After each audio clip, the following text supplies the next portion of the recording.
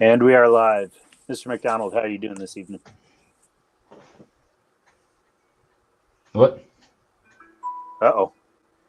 Can you hear me? Yeah, I can hear you. Oh, okay. Yeah, I was just I saying don't we're know if that live. played the way I saw it because that was odd. Okay. Fair enough. How are you doing today? I saw 17, I saw 16, and then it was gone. I don't know. I don't know. I hope that's not a sign of my connection. You have to let me know how it sounds as we go. Yeah, fair enough. Fair enough. So, what are we digging into tonight? What's our subject, and what are we going to be learning about? Well, I'm Robert MacDonald. As many people probably know, I've been producing podcasts on YouTube for about 3 years. And one of the main reasons that I started doing that was to address men's issues. And one of the most important, I think, methods or tactics to address them is mentorship. And I'll get into why as we go into this, but it's it's something that can help enhance every issue that men face, pretty much. And to sum up what mentorship is old and more experienced and/or more experienced men guiding, teaching, and passing on generational wisdom to young men and boys. That's, I think, a good way to kind of sum up the entirety of mentorship. I mean, I know people might have different conceptions of mentorship, such as in business or in a academic field or whatever, but overall, it's the same concept. You are helping someone younger and/or less experienced than you move forward. And while these words that I was just using contain authority, a mentor really isn't in a position of authority. The relationship between the mentor and the mentoree is primarily voluntary and is based, the mentor's position is based on experience and seniority. And this is in contrast to something like a teacher, a pastor, a coach, a father, etc., all of which do have a position of authority and are due respect, whereas our relationship is one of a voluntary association, similar to a friendship. Although a friendship, of course, you think more of peer to peer, whereas there is a contrast between the mentor and the mentoree. And Yeah, so you that's good go info ahead. because there on the thumbnail, keen eyes will recognize that what I did was I interspersed a scene from The Great Santini, which is more or less about a Marine Corps dad and his son and how they work through some of that stuff. And so that was one of the curiosities I had was how mentorship differs than, say, a father leading a son. So is mentorship something that needs to be intentional? Is it something that happens organically? What is it that sort of made this an emphasis for you and something that you put words to? I think in a healthy society, it would be pretty organic because there would be an understanding of responsibility and duty for each man to look out for those under him in some way or around him. And we had structure, social structure like church, community, education, extended family, apprenticeship, etc., that encouraged this and gave it a natural, organic structure to work through. So you didn't really have to purposely think about it too much. Um, Not that it wasn't, and I'll get into some examples of that later. But now a lot of those structures are very broken and scattered, and so we do need to be much more intentional about our mentorship efforts because you are often bridging the gap that should have been manned by fathers and uncles and grandfathers and other male relatives, and the fact that you can't count on some of the other traditional roles, like I mentioned, teacher, coach, etc., actually being a positive guidance either. And so we're the mentorship, that idea and method can help bridge that gap for a lot of boys and young men who are lacking. And a key part too is that it helps them pass through the rites of passage from boy to manhood. And that's something also lacking, that we have neglected a lot of what used to be our traditional methods to pass that manhood on. And the basic essence of a boy passing those rites of passage is that he gains the respect of the men in his life. Well, if he doesn't have men in his life, or he doesn't have good men in his life, how is he going to go through those rites of passage? And that's where a mentor can bridge that gap. Yeah. Now, is there a big difference in here between how you're framing mentorship than something like a traditional Mannerbund, or say the Inklings, the writing group that Tolkien and Lewis were in? Is there something different than association of men's groups that's actively occurring in mentorship? What kind of groups? It was robotic on my end. Yeah, I was thinking like Mannerbuns or the Inklings, the writing group that Tolkien and Lewis were in. Is there something different between men's groups and actively mentoring, or does mentoring come out of a group like that?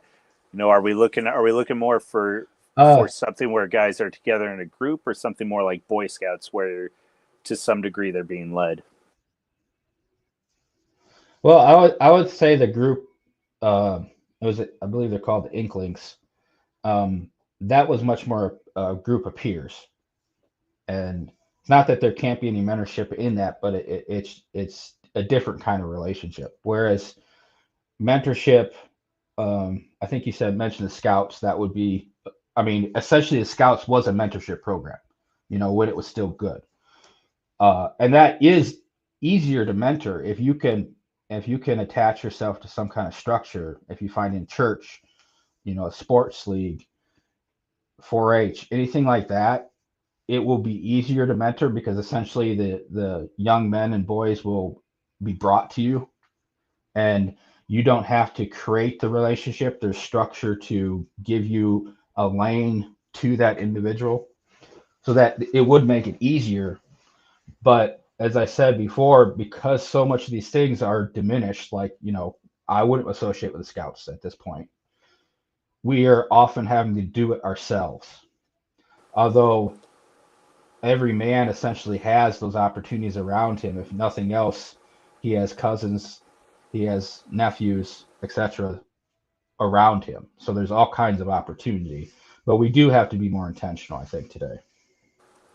Yeah, it's interesting too, because in groups like Scouting, and I'm sure there's others.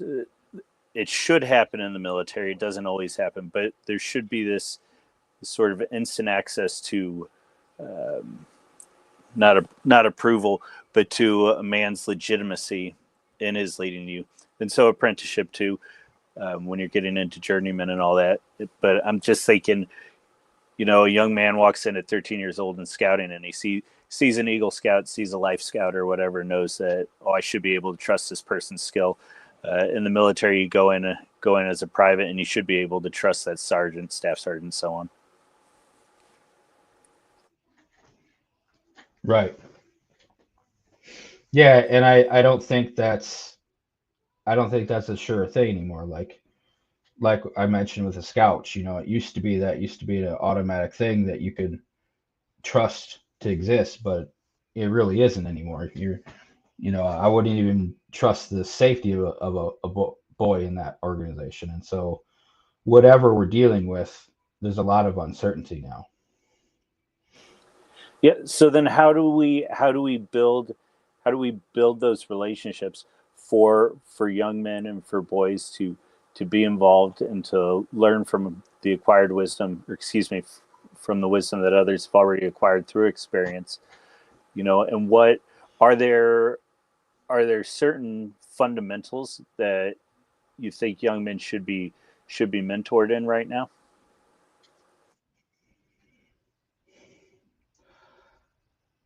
I think for most guys, if he just look around him, he's going to see boys and young men that need help, because any man can do this, and even older boy, because the simple qualification is you have more experience and or are older than the other guy or boy. So there's always something that you can be helpful with. You don't have to have it all figured out. You could simply be a mentor for one thing. Like oftentimes a coach is mentoring within that particular sport, and then related virtues like teamwork, endurance, loyalty, etc.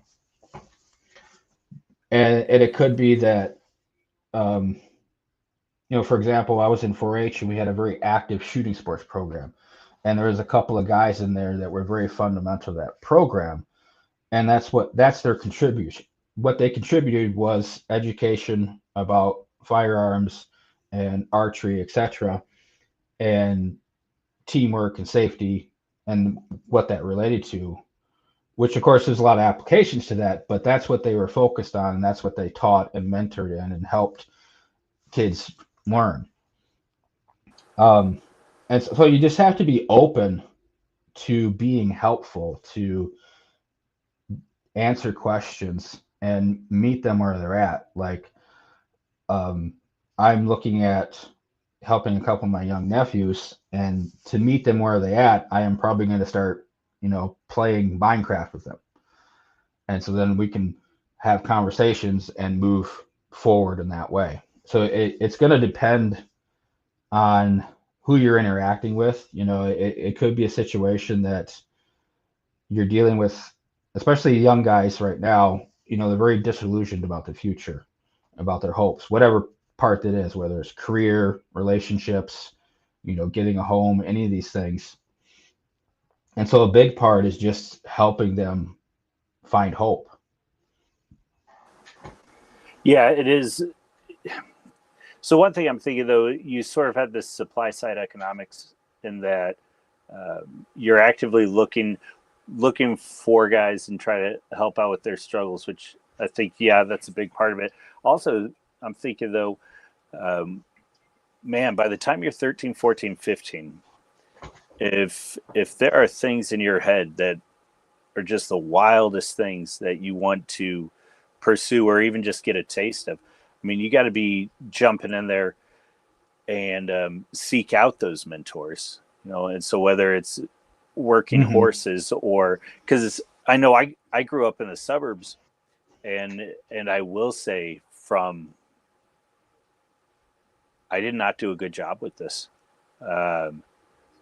I don't think I really did much of anything other than video games till after the military. Now at this point, I've done a fair bit in my life, but it took a minute there, and just if I could have 10 years back and have the ability to go up to men and as simple as, how do you swing a hammer? I don't know how to weld, and that is something that here in the next 5 to 10 years, that's something I want to learn to do, is how to weld. And so there is sort of two parts in that. The one, I think what you're talking about, this sort of active mentorship is a good thing, but I also, it's definitely an also, not a but.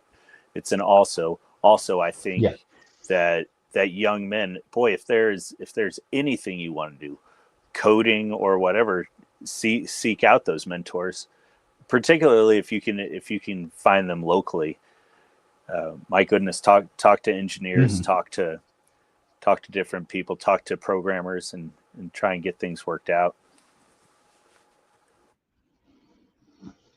Yeah, I actually did a stream about a month ago called "What Makes a Good Mentor," and I had a couple young guys on to talk about it from their perspective, and that is something I I didn't really look at it for today, but that is something I'm trying to explore more so that I can give better feedback, mentoring the mentors.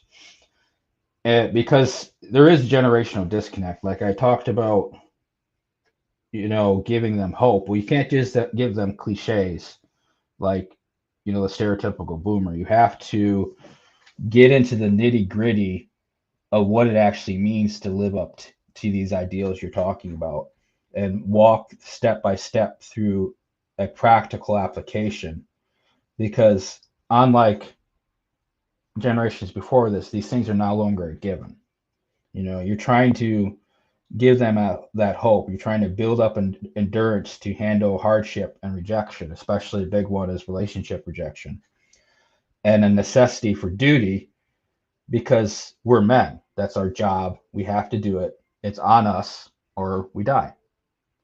And that's something that for previous generations, that was just an assumed understanding that was passed on father to son, uncle to nephew, grandfather to grandson, mostly modeled through their lives and just working beside each other.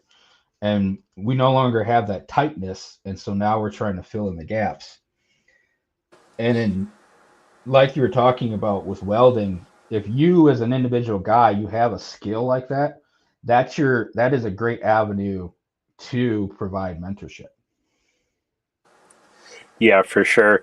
The unfortunate thing is that dating, certainly marriage, but man, not even marriage at this point, but even dating is just such it's both a target rich environment for the man who can help and mentor and provide a little bit of guidance, and then it's just also an incredibly defeating area for young men right now.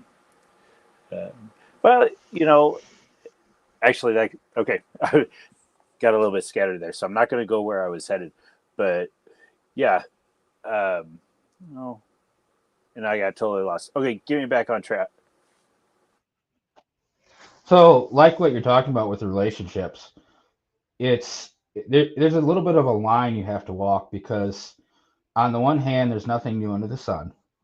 But we're all facing the same challenges that generations of men faced forever. But at the same time, how those challenges manifest to the current generation is going to be a little bit different.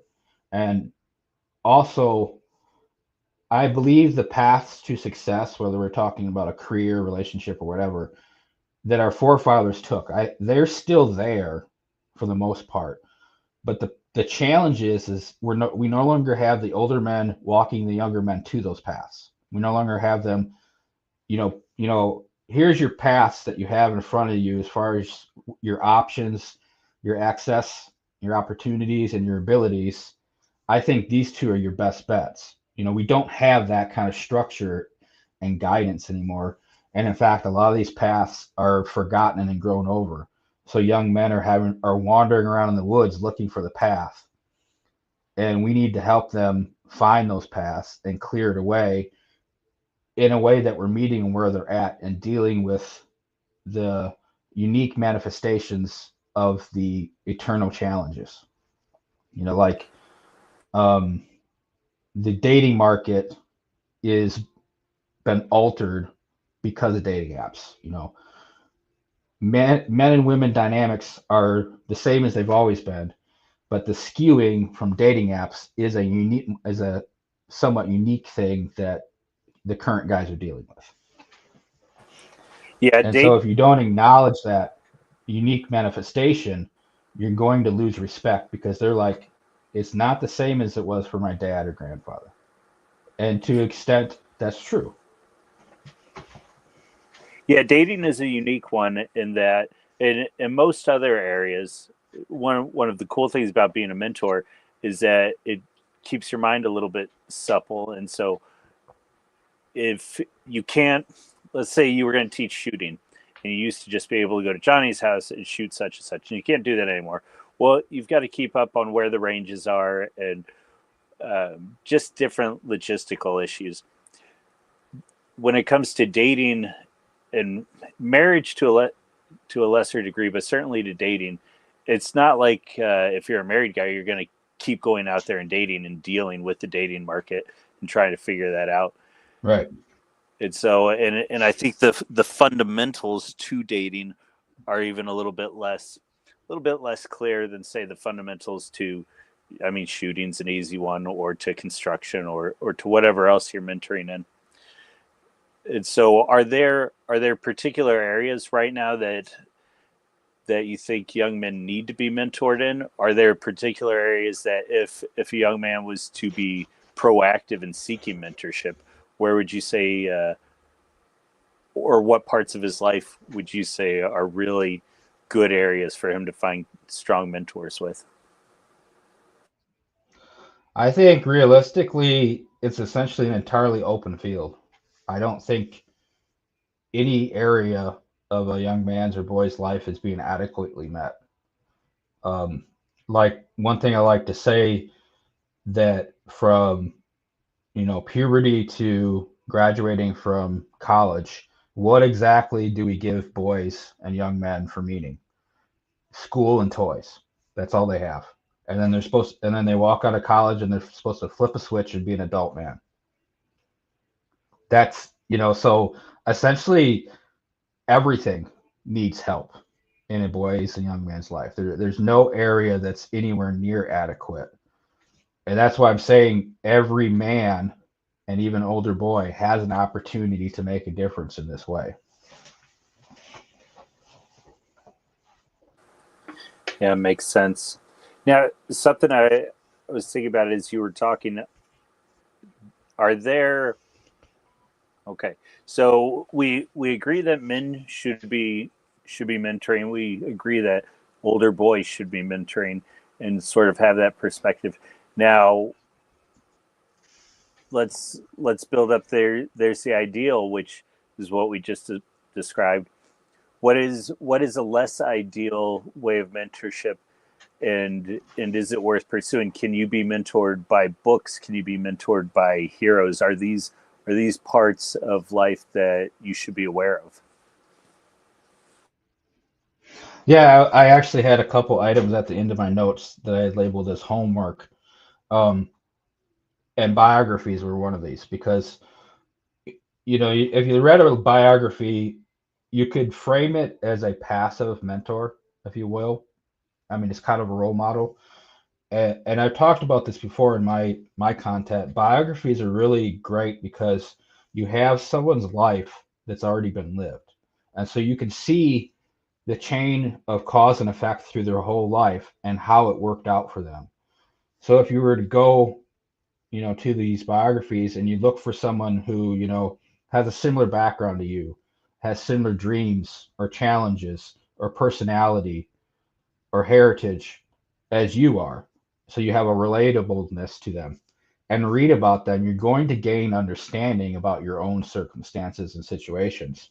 That's actually where I came up with my screen name. It's a combination of Robert Burns and George MacDonald, because as a someone who has a artistic personality, I used to not understand why my emotions were so big, which is just a common thing for being artistic. It's what drives your creativity.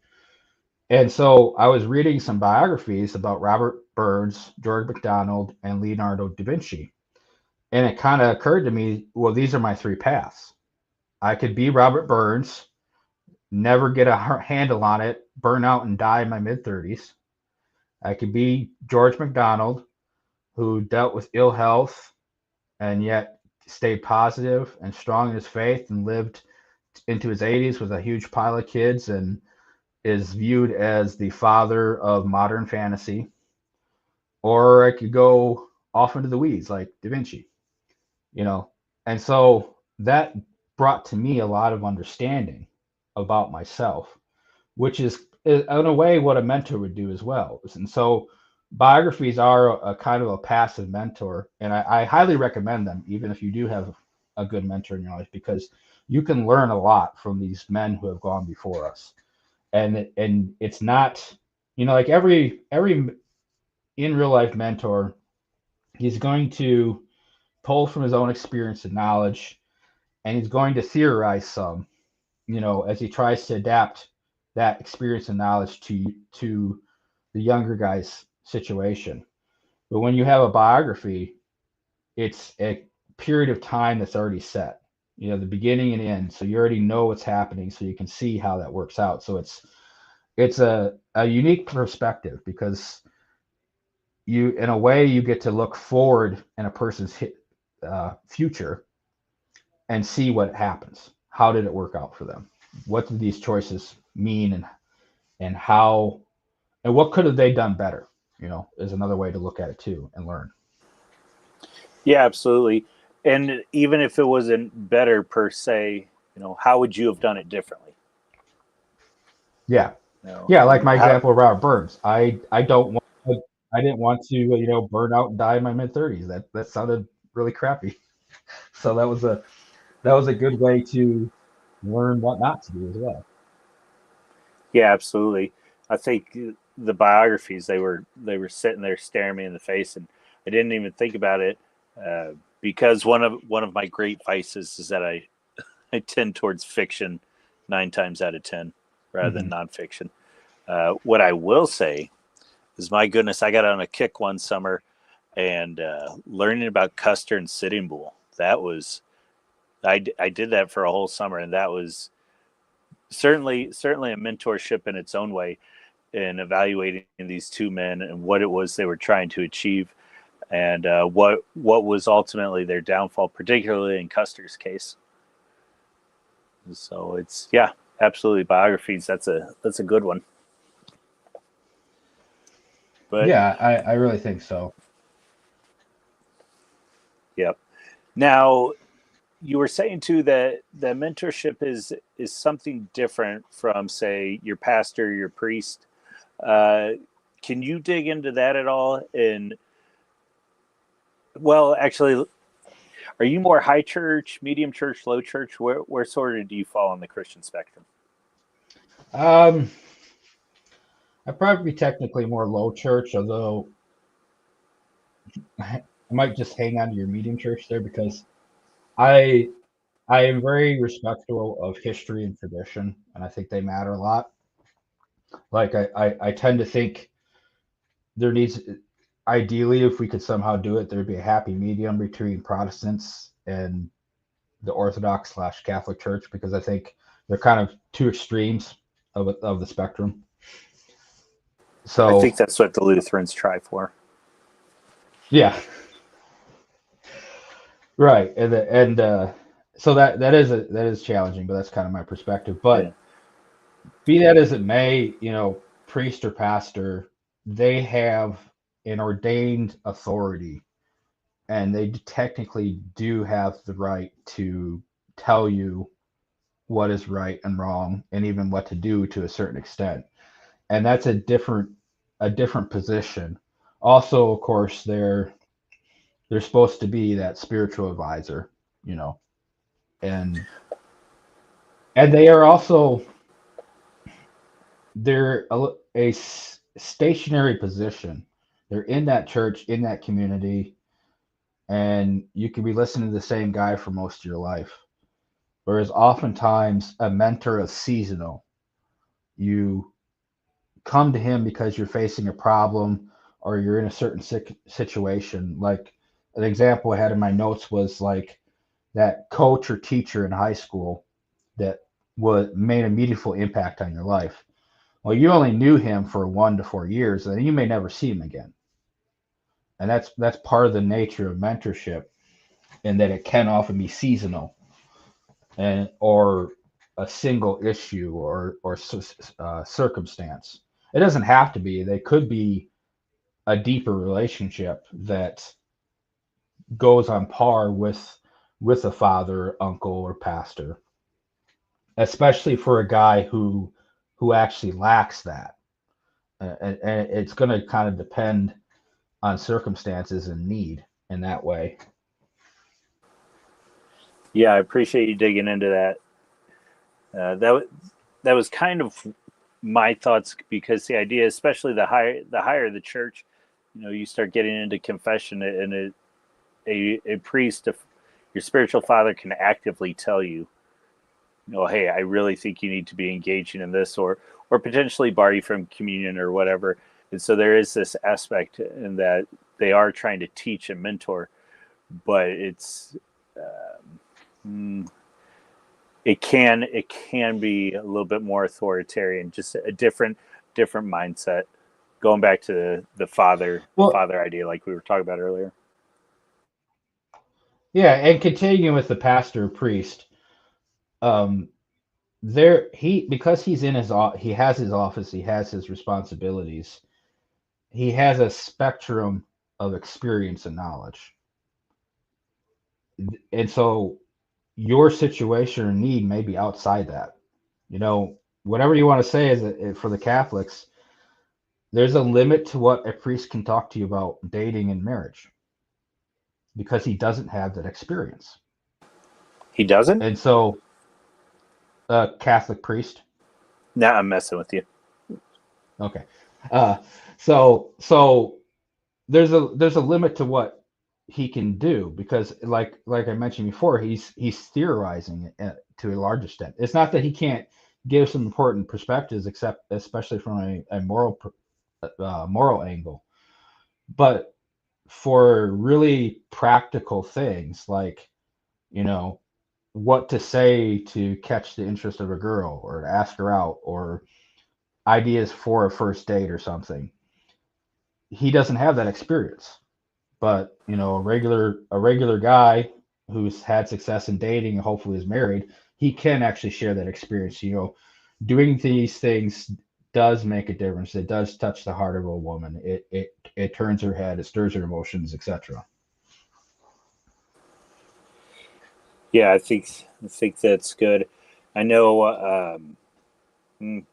Actually, never mind. I'm going to go a different route. So, question for you: did I see a picture of Alex Hormozy up on your feed earlier? I think so. Okay. I just ran across it because I was listening to a couple videos on mentorship just to add to my notes. I don't think I've ever heard of him before. Oh, really? That clip was good, so I shared it. Okay. I did Yeah. not watch that clip because I'm a little bit familiar with him on the business side and his talks and whatever. I'm not a huge fan, got burnt out. However, one of the things that he will talk about sometimes is that he says, go find yourself a mentor, find somebody who's done it before, and pay them whatever they're asking just so they can get a little bit of knowledge headed your way. And then listen to whatever that knowledge is. Say, because why are you going to pay somebody $10,000 to talk to you for half an hour if you're not going to listen to what they're saying? And so I was curious if you had heard that stuff, and then sort of if you would dig in a little bit. Do you think mentorship is something that you should actively be pursuing, and is it something worth paying for, especially when you're getting into technical issues? It could be. I would be hesitant to pay for it if you didn't have a relationship already because there's a lot of so-called masculine gurus running around. And like one guy that was making the rounds a couple months ago, um, I believe he was an atheist turned wandering spiritual dude, and he's not married, and he's got dubious ideas, and he's trying to teach men about all this stuff. It's like, what are your accomplishments other than you just wandered around the world? What can you actually tell us about women and relationships, dating, marriage, and family since you haven't done any of that yet? So I would be a little bit leery about paying for that unless you already have a relationship. Like there's differences. Like if like we talked about welding, let's say a guy who is good at welding or some similar craft, and he starts a shop and he allows people to come in there and learn. That would be worth paying for, or you join a common interest club and you have to pay dues, that would be worth paying for. So I would be a little bit leery about that unless you have some other connection besides paying the person money. And in fact, I can't remember if it's the guy you just mentioned or the other clip that I was listening to that as a person seeking a mentor, you need to establish a relationship before you can ask for mentors, to be mentored. And I think that's a good point.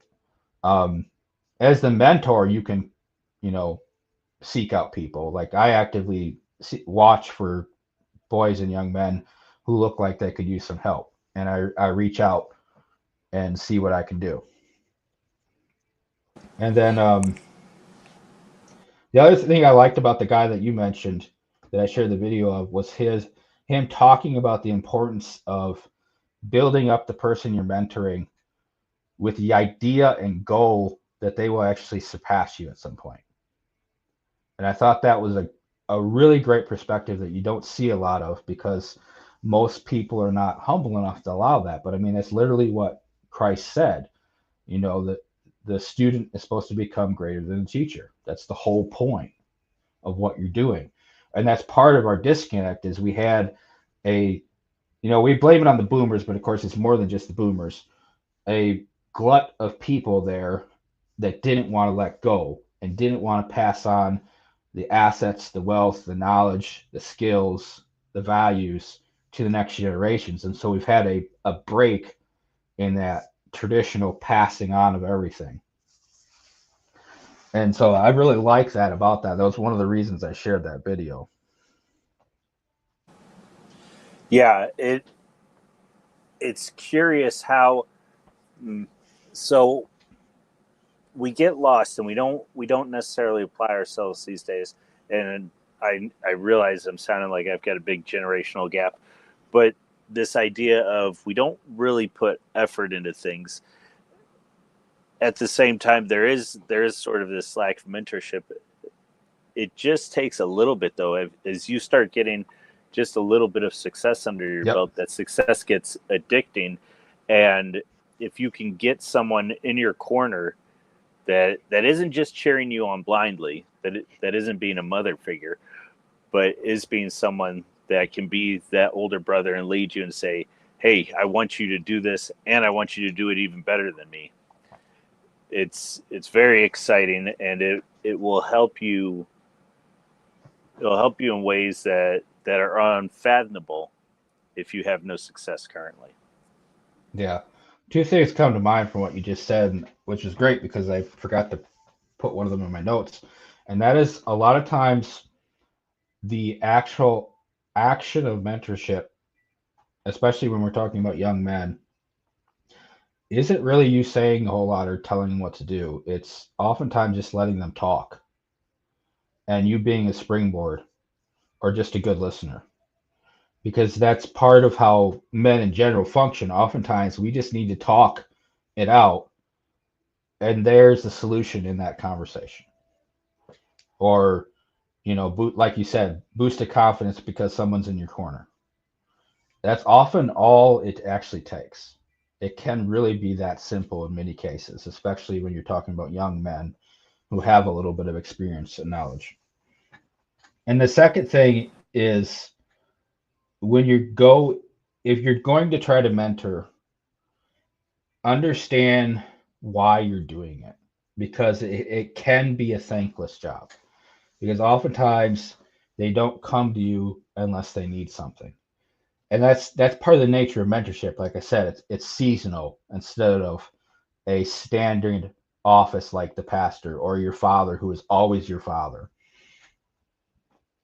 And so, and that's not, I don't look at that as a knock on the guys being mentored because I think that's the nature of mentorship that they are needed in the season that they are needed. And it's just part of the mentorship is a is meant to bridge gaps that occur for some reason because it's organically, like I said in the beginning, this is supposed to mostly be done by the father, uncles, grandfather, and other men of your family, community, and church. And when there is a need for mentorship, it's because there's some kind of gap there, whether you know a broken home gap or simply that you are pursuing a project or career that's outside of their knowledge base. And so, and I want the frogs to understand that it's okay. This is part of the mentorship nature of mentorship. It's not a knock against them. Like I gave that example of the coach. You only know him 1 to 2 years, and then you may never see him again.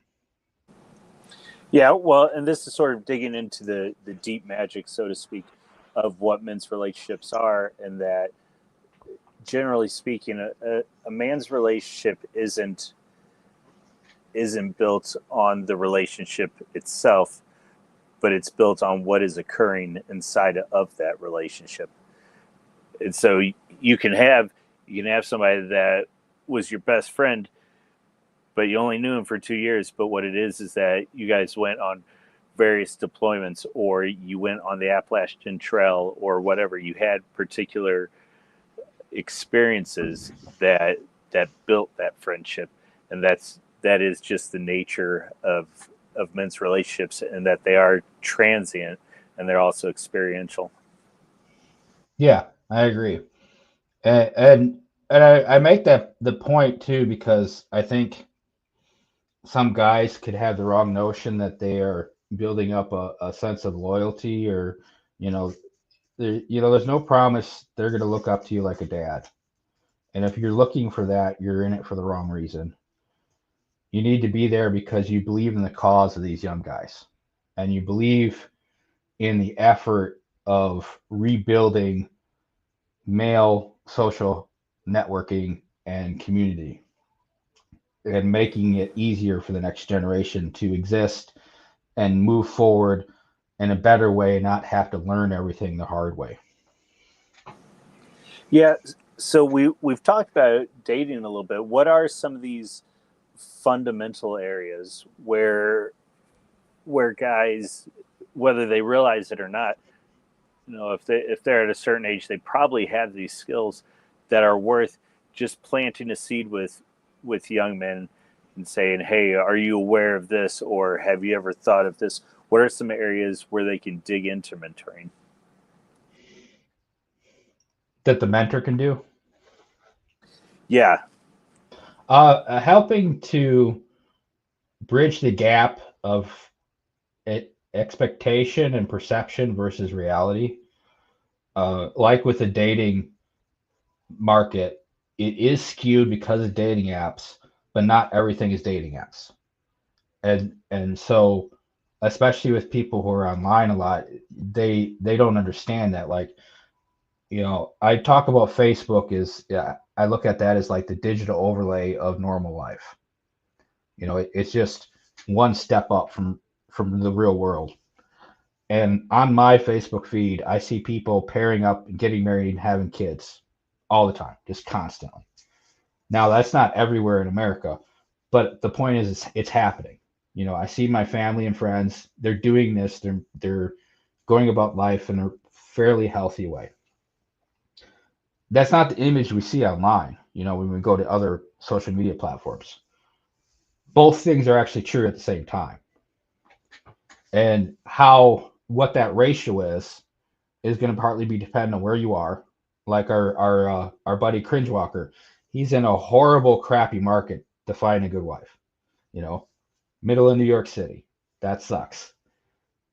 Some of us are in other places. It's going to be better. And so trying to understand that difference, trying to understand, what are the stats on body counts actually mean? You know, okay, if we dig into the numbers, we realize that the women who have these ridiculously high body counts that you don't want to touch, that's like less than 20% of women. So you still have 60 to 80% of women that have reasonable to no body count. So those kinds of contrasts that often can be both be true at the same time are important to help guys who are been disillusioned by the hype, women with high body counts, or they're all looking for 6 foot guys with six-figure incomes. Versus the reality is that women don't know what 6 foot actually is. They don't carry a tape measure. They just want a guy who's in some way bigger than them because they're biologically looking for a protector and a provider. Yeah, now I'm going to dig into a comment here that we got in just a second. But before I do that, I didn't want to lose my train of thought. Would you say that part of being a mentor is temper is such sort of a downer of a word, but would you say part of it is to keep a man from or a young man from going to the extremes on either Yeah, side? yeah, yeah. Because like what we're talking about relationally, you have the two extremes would be the pickup artist and the incel. Obviously neither one is any good. So how do you get him back towards a healthy medium? And that's what I mean by trying to balance out these expectations and this distorted view of the world. And some of that, like I mentioned before, you have to understand what the unique circumstances are of that guy. If he is in the middle, if he lives in LA, yeah, it's going to be hard to find a good low body count woman. That's reality. And your advice might be to look elsewhere, move, get a different job. There's plenty of guys who actually need to do that if they want, something traditional. In other Yeah, cases, it's going to be more like, well, where are you looking? You know, I keep getting rejected on dating apps. Well, maybe you need to do something else. yeah. Ammo's currency has an interesting point here. He says young men hate it, but they never ask a girl out that they meet in person. Fortune favors the bold, and there's more female virgins at 30 than ever before. Yep. And this is a good example too of that contrast because my theory is that the things that make men attractive are very hard to translate online. Our strength, our ability to provide, our ability to provide a sense of calmness and safety, our work ethic, all these things are very difficult to present online. How would you translate that onto a dating profile or your Twitter bio or your Facebook page? How do you show that in a real way that's believable? You can post gym pics, but that's a whole nother can of worms too. So how do you do that? It's very hard for a guy to do that. Whereas, of course, a woman just posts a picture and she gets likes because men are visually attracted. Women are attracted to more of the essence of who you are and how you make them feel.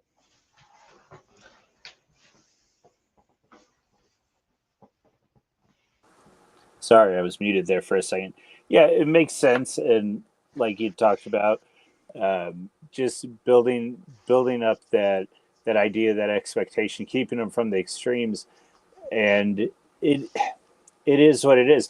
Life is going to present different challenges, but they're not insurmountable. And at the very least, a good mentor, even if they don't have the answer per se, they're going to have the ability to constructively consider what you're saying and do their best to give you a positive solution in the midst of it. Yeah, and the important thing is that you actually make the effort to acknowledge where they're at. What is it that is undercutting them and getting in their way, and understand what challenges they're actually facing. If you help them understand that it's difficult to put your best foot forward online, and so that you are de-emphasizing, especially dating apps, or if they're going to use a dating app, use one that focuses on a niche that's more about who they are.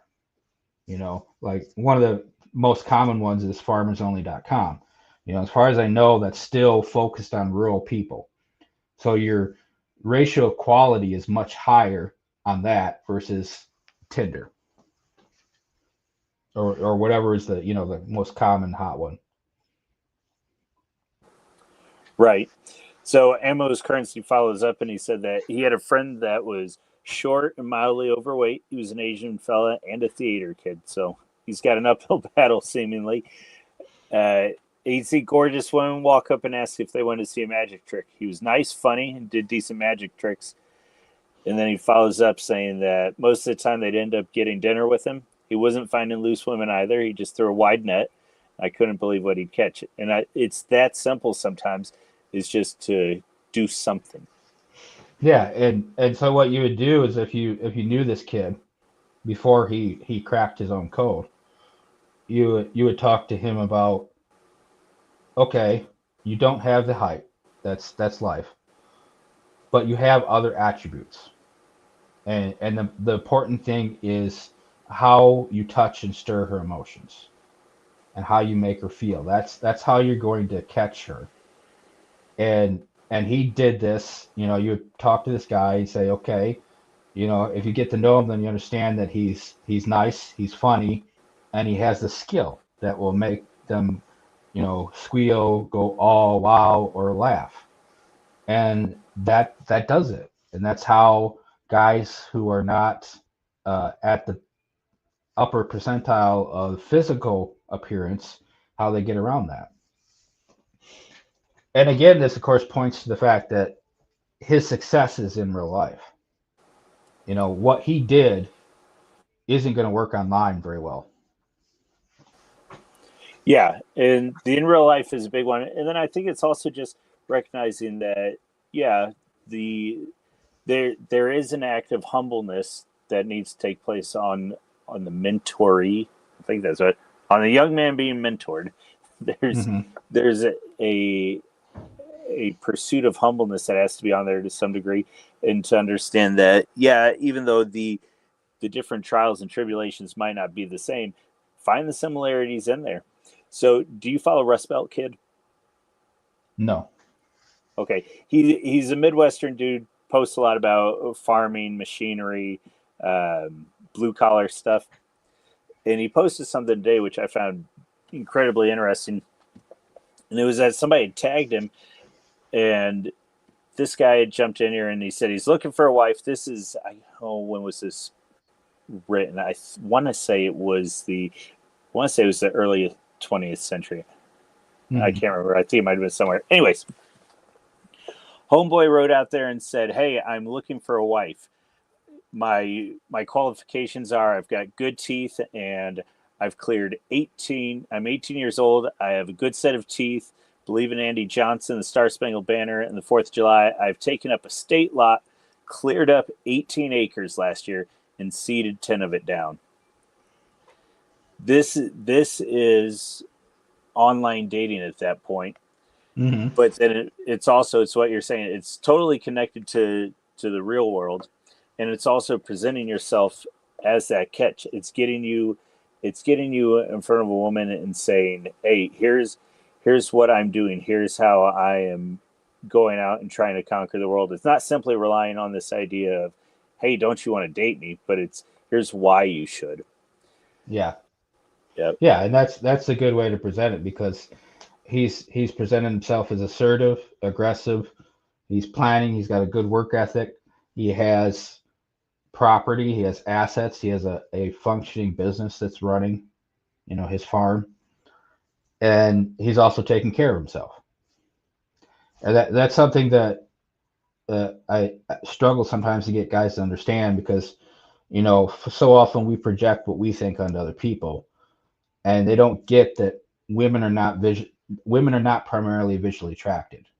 So yes, it's important that we groom well, we dress well, we get in shape, but those things are not the primary attraction to a woman. They're indicators of what's behind them: discipline, caring about yourself and your reputation, work ethic, endurance, etc. These character traits are what lead to your appearance, and that's what they're caring about, because they're looking for, if he can do that, he can take care of me and he can provide for me. Because whether a woman thinks about it up front or not, biologically she's driven to that, because she's going to be vulnerable in pregnancy and early motherhood, and she has to have someone who's going to stand by her and take care of her and protect her. And Yeah, that's part that's of actually. Go and ahead. I think that's part of the parsing out of the appearance and distorted viewpoint that we have today versus reality is understanding what is behind hypergamy, for example. That's thrown around. It's the concept as presented is often out of whack, but it's also a real concept. Like I would argue that it's very real for the single woman, but once she's married to a reasonably decent guy, it ends because other biological drivers take over, such as the bond she has with her husband, the fact that she has children, the fact that she has a home, etc. Those are other biological factors that override the mate selection of hypergamy. And so understanding the actual mechanics going on in the background, you can help a young guy discern what is actually real. What is he actually trying to deal with? It's not necessarily what the red pillars are talking about, and it's not what the feminists are talking about either. It's something different, even though you have the distorted covering over top of it. Yeah, and I don't want to be too crass about it, but she's looking for the best deal she can get. Yeah, I mean, and that is real. Yeah. Yeah, she needs to know that. Go ahead. But she's doing it for good reasons, even if she doesn't know it. Right. She's not doing it because she's greedy. There's a biological imperative there for her to be able to take care of her progeny and so on. And that was part of what I dug into a little bit with that post that Rust Belt Kid did. The whole idea of what he's doing when he's sending this ad out saying, hey, I've cleared this land and all that. He's presenting it in his own way that, hey, I can take care of you. I said the woman and a wise father, they're both going to recognize that the guy can work. 18 acres is roughly 73,000 square meters. I broke up. This guy's clearing 24 trees a day. And that's insane. The fact that he can keep up his horses, his oxen, whatever he's using to keep that clearing, but it's wild. And then he's saying he's got attention to detail, and all of these are indicators that he's worth at least considering and engaging with. And this is something that nowadays it is a question of what are these indicators and who are the men we need to be talking to try and understand what is going on. And so because of that, it makes it really easy to understand, well, of course, Tate and Red Pill are gaining a lot of traction. And then on the other side, there is the Black Pill that says, oh, I'm incapable of any of this, so let me just not do anything. Right. And one of the jobs of the mentor is to help the guy get out of his head. Because the reason he needs help is he doesn't have the support, and so he's trying to do whatever he's trying to do, and he may already have success, but he's so stuck in where he's at, and the failures and the rejections and the lack of support, that it's hard for him to see through all the fog and noise. And so you can help him see, like, okay, you're trying to self-improve. You've lost 60 pounds already. You're a success. Even if you're not at your target weight, that's success. You're on the right track. Keep going. Or, like, I've lost 60 pounds, but I'm struggling with that last 10. Okay, well, maybe it's time to change your focus to working on your muscle to fat ratio or something, or long-term sustainable diet as you fine-tune what you're doing. That kind of helping with perspective is really important for a mentor. Yeah, and that added perspective, it helps. I keep using the word temper, and I kind of hate that word, but there's sort of this tempering that has to go on with your expectations and with your understanding of yourself and what it is your accomplishments are, because it's way too easy to either say that your accomplishments are amazing, which a lot of times, unfortunately, is projection, or to say that you have no accomplishments. And you can't rest in either one of those. And a good mentor is going to be able to help you put those into perspective and temper who you are in that. It's probably a good word, because sometimes it does feel like you're just sitting there with the hammer on his head. Fair enough. Yeah. because it takes time, depending on where the guy is at. It takes time for him to walk out of his mindset. However many years he's lived in that mindset or been raised to think that way or feel that way. It doesn't happen overnight, especially if the guy's older. That means he's just got that much more distorted thinking or wrong mindsets built up, from whatever point, maybe his entire life up to that point. And you're trying to work to help him undo that and work through that and figure out what's good and what's not, what's healthy, what's sustainable, what's going to help him get to his life goals. Yeah. Well, and that sort of brings me into this.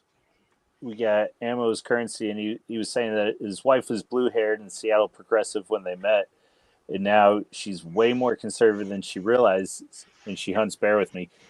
And there's no way that in the midst of that relationship he was static.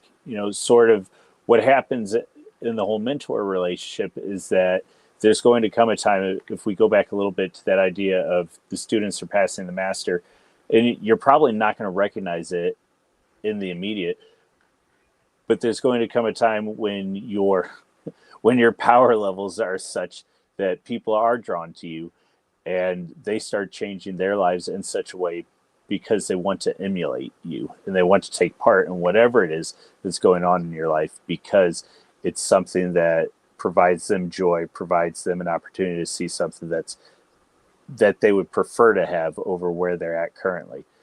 Yeah, definitely. And some of it, like, I think if I had been talking to Ammo when he was trying to decide to whether or not to ask her out or date her or continue dating her or whatever, she probably could be called a crunchy woman, I'm guessing.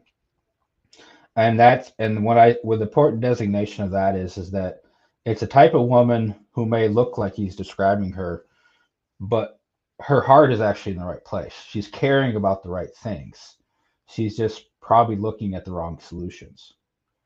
And so understanding that contrast, which is where a mentor can really be helpful to have that perspective, you realize that actually she's actually a good woman.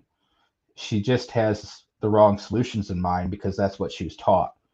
And so there's a lot of potential with that sort of woman. And I think that's a good representation of what a mentor can do to help see that contrast in either a person or a situation, and be that other pair of eyes to see it differently, especially by using your experience, because you understand better the nuances of human nature or employment or the challenges and up and downs of life and how they go, and understanding that progress is still good even if it's slower than you wanted, and that you have to realize what you're going through and having to deal with and consider that before you judge your progress. And that's where mentor comes in. Mm-hmm. Yeah, absolutely. I'll start closing it down with this. So I want to say it was Charlemagne that I had seen that basically said something along the lines of that when it gets down to it, the sort of woman that you want going out and doing the homesteading thing, or that has the potential to sort of change your mind, is sort of the heavy metal girl or the punk girl or the girl who has been in this, for lack of a better word, in this arena, that she's willing to pursue what she wants rather than to be a mindless part of the herd. So Mm-hmm. a little bit of grit, a little bit of toughness there. Yeah, and that and understanding that contrast is something a mentor can help with. There's one other area that I think is really important for mentorship, and that's patronage, which is a common topic among our circles. And this is especially true in business or academic fields when it comes to mentorship. And I think one of the ways, that people we might know can do this is if you're a small business owner, this is an opportunity to give someone a chance or to help connect them somewhere else. And that kind of effort is another form of mentorship that can make a big difference and help rebuild community. Yeah, that's actually something in the future. I don't know if we could get you and him both on here at the same time. Praise of Folly, he talks a lot of times about moving past the cash nexus and what society, what community is going to look like in a post-cash world. And then he also had a good stream on today about what America is going to look like to some degree coming up as we deal with different issues between the fertility rate to a less stable currency. And so I would be super curious to see what that would mean for him in broad strokes, and then how you would talk about implementing mentorship and what that would mean like on more of a community level. And so right now, as I understand you, it's the individual taking the mantle upon himself and seeing where he can plug into different people's lives. Mm-hmm. And so I'd be curious. Yeah, go ahead. I would say kind of towards your direction is bring back apprenticeships. Okay, now are you talking about something more than a technical apprenticeship, like we have with plumbers and carpenters, or That and in other ways too. Whatever, like if somebody has a skill that he can pass on, you're with apprenticeship, it's more than just simply giving someone a job. You are mentoring and educating and bringing them up from a different place. So it's more than simply giving a guy a chance with a job. You're actually improving him and investing in him in a much more significant way. And it's some of it can be like I talked about with 4-H and the shooting sports club. It could be that too. That's like a lesser degree of apprenticeship that, those guys were apprenticing in a way, all these kids to learn how to handle and use weapons, which is a really important function for what you'd want people to be able to do. Yeah, and apprenticeships they're a little bit frustrating nowadays because they've become a technical term, mm-hmm. rather than the sort of lifestyle idea that they used to be. Yeah. And so that's why I'm trying to broaden it out a little bit to kind of cover different things, because I think regular proper apprenticeships we need to encourage more, because that helps us work outside the system and not build up a bunch of college debt. And it's also a way for small businesses to build loyalty and network in their own community, because you're able to get someone, from maybe a family, and now you have a trusted employee that can go on either in your company or maybe he goes on somewhere else. But it's a much more healthier form of growth, because it's not just a job, it's not just economics, it's the full spectrum of life. It's community and relationships and everything. Yeah, absolutely. And so it'll be interesting to see if that starts changing. There's a lot of flex right now in that, unfortunately, and this just is what it is. This isn't a Ramaswamy point, but I'm more arguing that different minority groups and whatnot, they've had the ability to tap into this and to keep it going. But unfortunately, right now, a lot of the ideas of apprenticeship and tight communities and learning different sectors isn't something that a lot of us have access to. Mm-hmm. And so that is going to need to change on a societal level. Right. And that's why I'm pointing towards mentorship, because this is the base level. Because if we encourage more guys to do that, it's going to encourage that type of thinking that leads to more particular or higher forms, such as apprenticeship, such as guys banded together to form a business or to form a shop, or dads working together, like I said, with the shooting sports, or they do a mechanical project or whatever it is. It builds community, not just to help other guys, but across the board. But it has to start at a very basic personal level, and this is what's going to help all the other things we talk about in our circles. This is like the very most fundamental level, besides like actual parents. And also, the reason I push it too is any one of us can start doing this right now. If we look around in our life, there is some younger guy or boy that you can make an impact in right now. You don't have to be associated with any group. You don't have to have a special skill or have it all figured out. There's something that you can be of service to that young guy or boy. Yeah, absolutely. Hey, so you were talking about homework earlier. Give us some homework. Tell us some places we can plug in, and then do some shilling. Where can we find you? So, go ahead. Go Sorry. for it. Biographies, like I said, and then I recommend studying First and Second Timothy and Titus, because this is where Paul is talking about his own mentorship to these young men.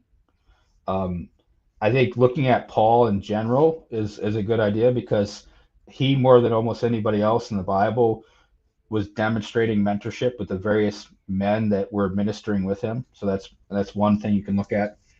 And then Water and Panda has my X bio up. I have a link there for my YouTube channel and my Rumble channel. And I try to put out a podcast a week generally. I'm experimenting a little because the pre-recorded stuff is getting crap reviews, but so you just have to kind of watch.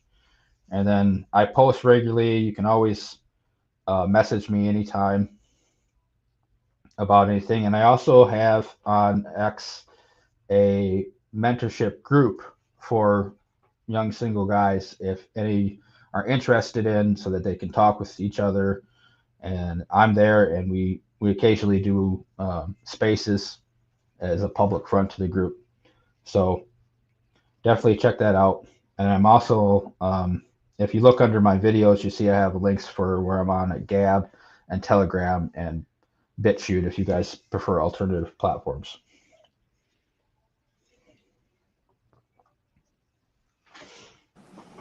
Yeah, awesome. All right. Well, I greatly appreciate you coming on this evening. Let's see, for shilling this week, I'm going to keep on doing the Proper Horror Show. She wrapped up her series on folk horror today. And so I'm not a horror guy, but I will watch a whole lot of folk horror. I like how it jumps into the pagan aspect and sort of the historical and the communal aspects of horror.